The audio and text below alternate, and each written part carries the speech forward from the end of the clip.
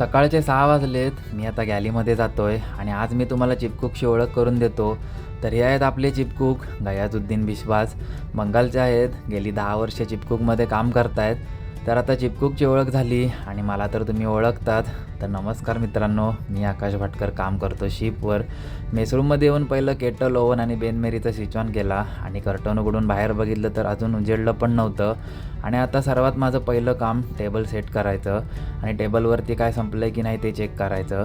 Table मला दिवसातून 3 वेळा सेट करावं लागतं, ब्रेकफास्ट, लंच, डिनर. टेबल आता सेट झालं आहे. आता 7 वाजता ब्रेकफास्ट चालू होईल आणि मी आता कॉफी बनवतो म्हणजे थोडी जरा झोप उडेल. कॉफी पिऊन गॅलीमध्ये आलो.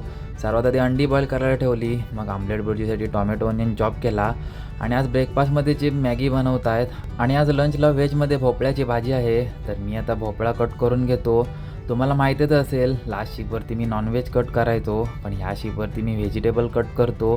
पंपकिन कट करायला थोडा टाईम जातो. शिपवरती टोटल 26 क्रू आहे. त्यांच्यासाठी एक पंपकिन बस होतो. तसं पण व्हेज जास्त कोण खात नाही. 2 व्हेजिटेबल कट करायला लागतात लंच आणि डिनरला.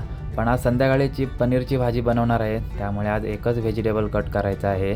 पंपकिन आता कट करून झाला आहे. ह्याला चिपकूकच्या ताब्यात देतो आणि मॅगी पण रेडी झाली आहे. हिला आता मेसरूममध्ये ठेवतो आणि चिप आजचं नॉनव्हेज कट करतायत. आज लंचमध्ये फिश फ्राय आहे. तर हा कोणता फिश आहे मला कमेंटमध्ये सांगा.